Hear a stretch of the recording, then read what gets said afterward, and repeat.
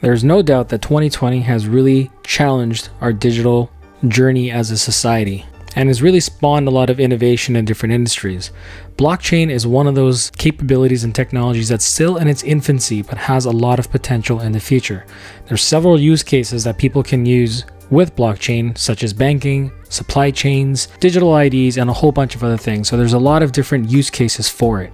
Today, I want to help introduce the concept of blockchain, but at the same time, I want to use an example, and that is more of a retail example. So for this example, we're basically going to look at how goods move from a manufacturer to a transportation company, finally to a retailer. So we're going to keep this example fairly simple, though in reality, it's generally a lot more complicated than just having these three different entities or different parties. So in today's example, what we're going to try to look at is we're going to see how manufacturer X produces a pair of pants, a shirt, and another identical shirt. And we want to see how this actually moves through the supply chain and how we can use things like blockchain to actually track the movement of these items, but as well as the condition of these items, so that by the time it gets to the retailer or finally in the hands of a customer, if there is an issue with any of these, we can actually trace back to see where that issue started. So let's go over some blockchain basics now to sort of articulate what this looks like. All right, so let's go back and look at exactly what a blockchain is. So really, in its simplicity form, a blockchain is literally a series of blocks that are chained together, hence the term blockchain. Now there's something unique about each and every one of these blocks, and that is each one of these boxes house some kind of information. And the information that's within this box is actually very unique. Let's take a look at an example. So let's start with the most basic example, and that is people. Now there's something uniquely identifiable about all of these different people that enables us to separate them one from another. For example, each of these individuals have a name, they have a birth date, they have a country they were born in, they have an eye color, they have a hair color, and they have a gender. And for the most part, most of these attributes are fairly permanent and very difficult to change. And that's what makes these individuals very, very unique. Very similarly, in a blockchain, when you have a block, there are certain attributes about the blockchain that are very unique and very individualized to that specific block. For example, there's a specific timestamp. So if a transaction happens, it'll lock in that timestamp and it's not mutable. It'll look at something called a previous hash. And now the previous hash is a very important component as a part of the blockchain and really what ties one block to the next. So when you think about a previous hash, think about it as an identifier that enables me to link this block to the preceding block or the block just before this. It carries that unique identifier so that if this block were ever to get changed, that any preceding blocks thereafter would also be mutated and therefore break the chain. So let's take a look at some of these nodes that are coming in. And we're going to focus only on the previous hash and the hash, although there are other data points as well as a part of this specific node or block. Here you can see that the hash of the current box, so in this case D701 in the first box, becomes the previous hash in the next box. And that previous hash in D701 is actually part of the data that's used to derive the hash for that box, which is JQLP. Now when that data gets tampered with, so for example, if we go ahead and remove the previous hash and we change it, notice that the previous hash for this is now D783, which doesn't line up with D701, which is the current hash in the first box. But because we changed the previous hash in the second box, that also changes the hash value in the second box as well. And as a result, we get a new hash. Now you can see that there's a misalignment in the second box and third box as well between the hash and the previous hash. So for example, you can see D7A1 no longer lines up with D7A3 and PLLP no longer lines up with JQLP. As a result, this chain is broken. We also have something called a nonce, and a nonce is actually used in something called a proof of work. So Bitcoin really brought this to light when they introduced the concept of proof of work. And in proof of work, you have to solve a mathematical puzzle in order to be able to add a block to the end of the chain. And the first person to solve that mathematical problem is the one that gets rewarded the Bitcoin.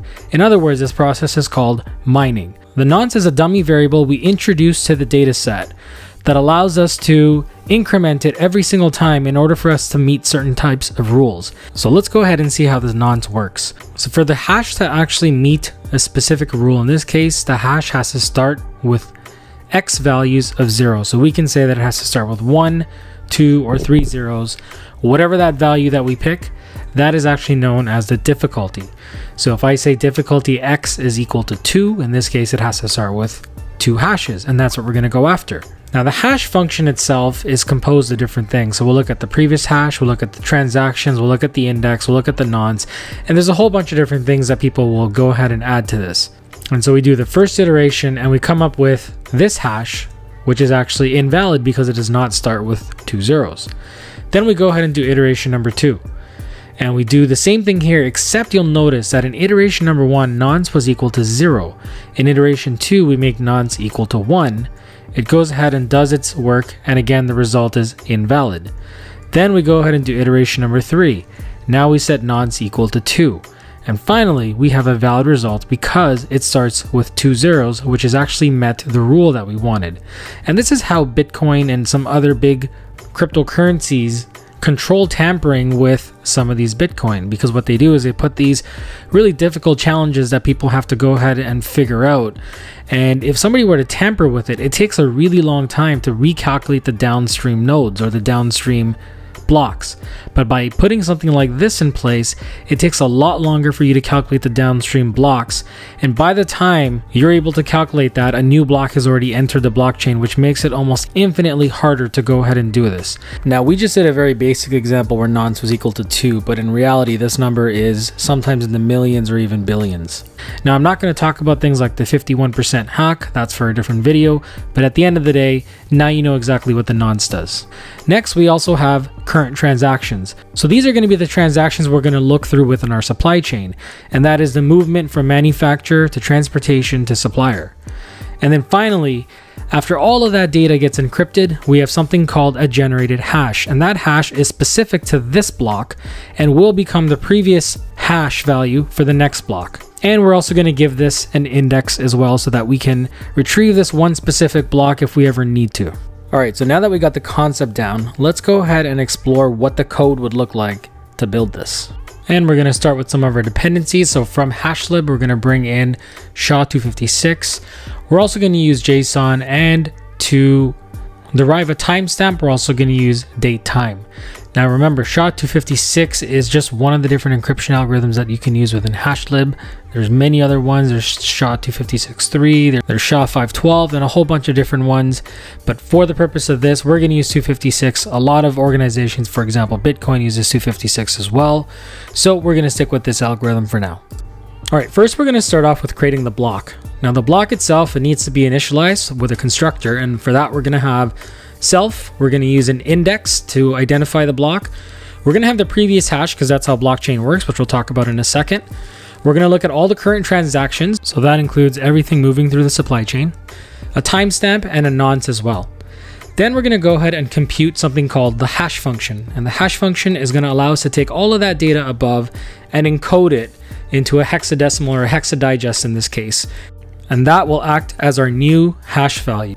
And finally, when I go ahead and call this block, I want to be able to return the actual dictionary values and not some random stuff.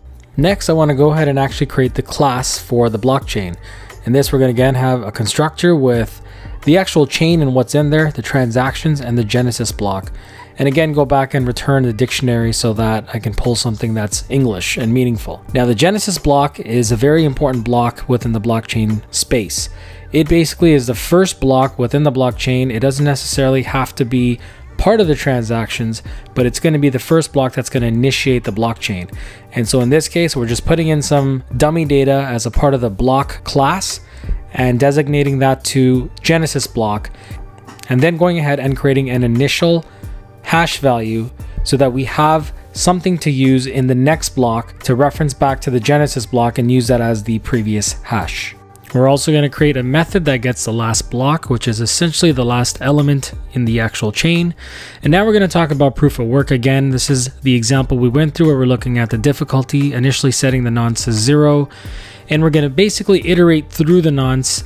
In this case, I'm saying it has to end with 10 and it has to have 55 in there somewhere.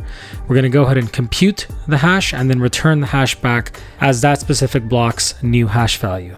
And now for us to add a node, I'm going to go ahead and create an instance of the class block where I'm going to add in the index, the previous hash, the data or transactions in this case, the date timestamp, and start off with a nonce of 0. Our hash is going to be equal to what we found in the proof of work. And then I'm going to go ahead and append that hash to the chain and append the transactions to the transaction chain. And you may be wondering why my date timestamp is in a string. In practice, you wouldn't do that. I just did it so that my hash value didn't bounce around all over the place. And last, we're going to go ahead and add in our transactions function. This is going to allow me to look at all the different blocks from the manufacturer, transportation, and retailer's perspective. And we're just putting in a command that when I call this function, and if I use the word all as my ID, it's going to pull all the specific transactions related to this blockchain. Otherwise, if I put in a specific ID, then it's going to show me just that specific node. All right, now let's talk about a transaction and exactly what goes in to identify each one of these specific products. So first, we're going to have a timestamp in terms of when that exchange took place. So in this case, between the manufacturer and the transportation company, when that change was initiated. We're going to look at a product ID. So the product ID for the two yellow shirts would be identical, something like 100. Then we're going to look at something called a product serial, which is going to be unique to this specific item and this specific item only. So the two yellow shirts would, in theory, have a different product serial, and that is how you identify this specific product. It's going to say who the manufacturer is, so where it came from, where it's going in terms of the transportation route, so the next destination for this product. Any messages like the product is in good order, or the product is damaged, or, retailer look at it.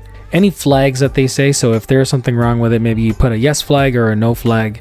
And then finally a digital signature, which basically approves the shirt from moving between the manufacturer and the transportation company.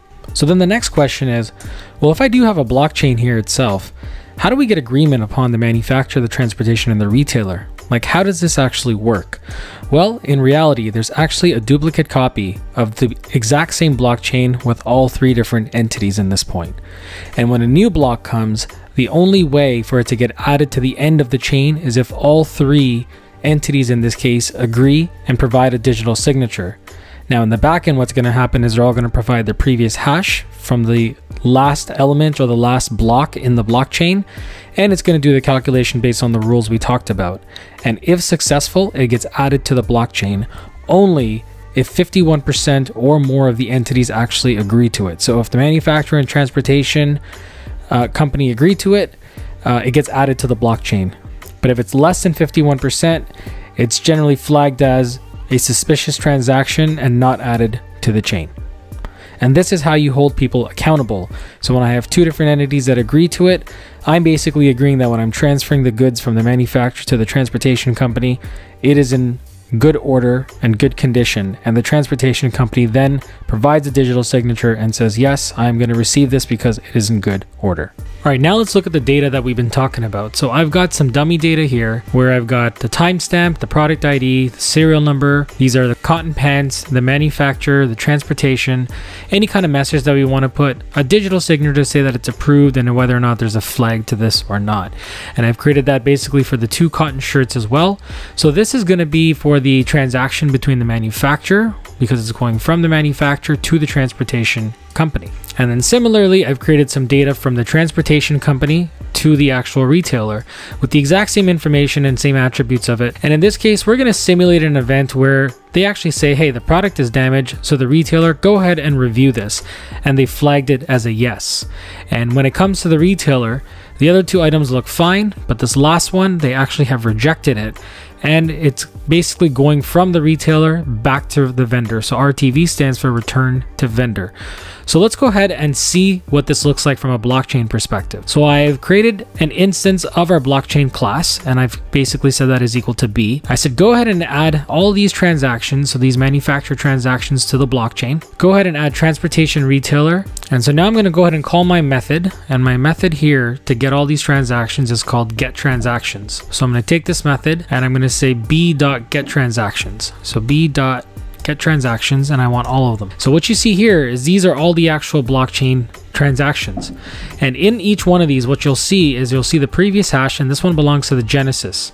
But the rule that I put in place, so if we go back to the difficulty and the proof of work that I was talking about, is that it has to end with a 0 and it has to have a 5 in there somewhere.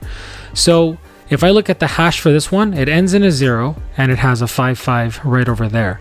And the same thing goes with the next one. I can change this difficulty to 2. And before I run this, I want you to also look at the nonce. The nonce in this case means that it took me 65 different iterations to actually come across to meet this rule. And this is where we were talking about earlier how we need to make it somewhat difficult to solve some of these problems, because if there's tampering that happens, it's too easy to recalculate downstream. And the nonce in the first one was 112, but now if I change the difficulty to 2, let's see what happens. So that took a while to run, and the reason is we made this a lot harder. And so check this out. When you look at this, look at the nonce value here. So the nonce value here was 303,000. So it took me 303,000 different iterations to meet those difficulty rules in order for me to generate a hash that would meet the rules. If I look at transportation, 88,000 different iterations. And when I look at the retailer one, almost 368,000 different iterations. So now, essentially, I've got 2 zeros at the end because that's what I said. And because I've set my difficulty 2, it's actually going to say that I need 4 5s in a row. And in this case, we have 4 5s right there. We have 2 zeros at the end, and then we have 4 5s right there. So it's actually meeting all the different requirements that we have, which is why it takes a little bit longer. And you can make this as easy or as hard as you want. And within these individual nodes or blocks, we actually have all the information we need. And so from the manufacturer, we're talking about the cotton pants, for example, it went from the manufacturer, it went to the transportation company. So all of this stuff is actually encoded through this hash value. And this hash value here is actually used over here because now you can see that this previous hash is pointing to the hash value of the original one. And all of this information here is actually used to go ahead and recalculate a new hash value. So if one of these entities went in and tried to go ahead and change something like, you know, the flag on it to say, no, it wasn't actually damaged, it's going to go ahead and recalculate this hash. But again, if we go back to the previous slide, the only way it's going to get added to the blockchain is in fact if 51% or more of the people agree. Now, because the other records show that it is in fact flagged and somebody changes to a no, it's going to get changed only on that one entity, but the other 2 are still going to show yes. So when it calculates the hash, because the calculation of y or n here impacts this, when it calculates the hash and it doesn't meet, it's going to say nope, somebody's lying or that's a fraudulent transaction, so we're not going to add it to the blockchain. All right, so let's go back and follow our example of the pants and the 2 shirts. What happened in this case is the transportation company said, hey, I digitally approve it, everything looks fine, the box is good. So the pants move over. Then next, they also look at the first shirt and they say, hey, the shirt looks good, so we're going to move the shirt over as well. Now, when the product actually moved from the manufacturer to the transportation company, they originally approved it, but somewhere along the way, there's a digital signature that says, wait a minute, now this product is damaged. So now there's a question mark. Now keep in mind, when the products moved from the manufacturer to the transportation company, it was all approved, so everything was okay. That means that the manufacturer really isn't at fault here. Something must have happened in transit, because when they picked it up, it looked good, but now that they have it in their depot, there's something wrong with it. So let's continue following this example. All right, so again, looking at this information, this was the information that the manufacturer sent, or the transaction between the manufacturer and the transportation company. So when you see that everything here was from the manufacturer, went to the transportation company, everything from a digital signature standpoint was approved and it looked good. There was no flags within this transaction. When I go from the transportation company, now that they have received the product, they flagged that, wait a minute, something's wrong with this product. The retailer should actually go ahead and review this. Now, this digital signature basically turns the liability onto the transportation company, because both accepted the block in the blockchain and said everything was good between the manufacturer and the transportation company. And now I can actually also trace back that specific one item because it's got its own unique product serial number, which is right over here. Well, the other 2 products are just fine, so there's nothing wrong there. So if this was ever sold to a customer, I can look at this product serial number and go through the actual chain and see where that chain broke or where that issue arose, which is right over here. So if this did ever escape the human eye, or did ever escape going through the supply chain, and it hit the retailer and it went to the actual shelf and a customer bought it, and they were upset because there was something missing, or like one of the pockets were ripped or something like that, it'd be very hard to trace back to see where that happened. If the due diligence is done along the blockchain, this is a great way to add some accountability as well. And then finally, when it actually hits the retailer, in this case, the retailer says, hey, the box is damaged, I'm going to send this back to the vendor. But how does the money actually get exchanged, and who's accountable for what? Let's take a look again at that example. All right, so going back to our example here, when the goods actually get transported from the transportation company to the retailer, we said the pants were fine. The first shirt was okay. Now the second one was flagged and it had some question marks, but at the end of the day, it's still going to get shipped back to the retailer. Now the retailer takes a look at it, they inspect it, and they say, you know what, I have issues with this shirt's no good. In which case you do an RTV, which is a return to vendor. So the shirt goes back to the vendor, and then the vendor will go ahead and refund the money back to the retailer. But when we looked at the blockchain, we actually saw the manufacturer was technically off the hook. The challenge or the issue was really on the transportation side. Now, in this case, the manufacturer would go ahead and say, hey, Mr. Transportation Company, I had insurance with you. I need the money back because you guys damaged the package. And so this is the way that all this stuff happens. But how does the money actually flow? This is where we introduce something called smart contracts. And smart contracts are predetermined rules that are set in place that will automatically move money back and forth. So if the blockchain in this case said, hey, listen, the issue was on the transportation side, this movement of money would actually get executed through the smart contract itself based on certain rules that were put in, and the money would move automatically, eliminating a bunch of manual work and a ton of frustration. Well, that is all for today, guys. So if you did like this video, please like, comment, and don't forget to subscribe. And I will see you next time. Thanks very much. Bye-bye.